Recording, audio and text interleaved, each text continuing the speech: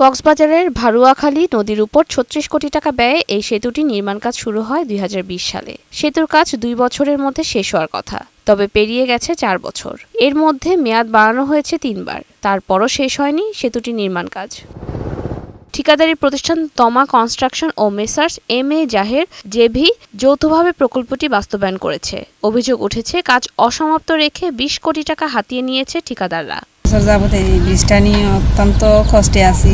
ব্রিজে দুর্নীতি হচ্ছে, সব জায়গায় দুর্নীতি হচ্ছে, জিরো থেকে হিরো হয়ে যাওয়ার দুর্নীতি এখানে। এদিকে সেতুর অভাবে ভোগান্তিতে ২ ইউনিয়নের অর্ধলক্ষ মানুষ। যাতায়াতের জন্য নৌকাই তাদের ভরসা। তবে বর্ষায় নৌকা না চলায় ৩৬ কিলোমিটার ঘুরে গন্তব্যে যেতে হয় বলে জানালেন স্থানীয়রা। কমপক্ষে ২ হইতে ২,৫০০-৩,০০০ মানুষ যাতায়াত করে।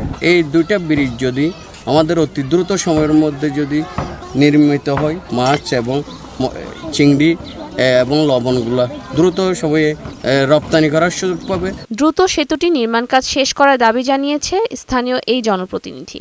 একটা খাল নৌকা দিয়ে পার হয়ে যেতে হয়, বর্ষা হলে খুবই দুর্গতি হয়। অন্ততপক্ষে অ্যাপ্রোচ রুটটা যদি দুই পাশে হয়ে যায় তাহলে মানুষ নৌকা দিয়ে পার হতো, একটা সুবিধা হইতো। আগামী জুনের মধ্যে সেতুটি নির্মাণ কাজ শেষ হবে বলে জানিয়েছেন এলজিইডির এই কর্মকর্তা। এখানে মূল সমস্যাটা হচ্ছে এখানে প্রাইভেট ল্যান্ড থাকায় ল্যান্ড অ্যাকুইজিশনের প্রক্রিয়া আমরা এখনো সমাপ্ত করতে পারিনি। আশা করি আমাদের আর নেক্সট ডিসেম্বর 2025 আমরা আশা করি ব্রিজের কাজটা শেষ করতে পারবো। সেতুটি নির্মাণ কাজ শেষ না করে টাকা তুলে নেওয়া ঠিকাদারদের বিরুদ্ধে ব্যবস্থা নেওয়ার দাবি জানিয়েছে ভুক্তভোগীরা। শাজরিয়া লাইজা, বৈশাখী সংবাদ।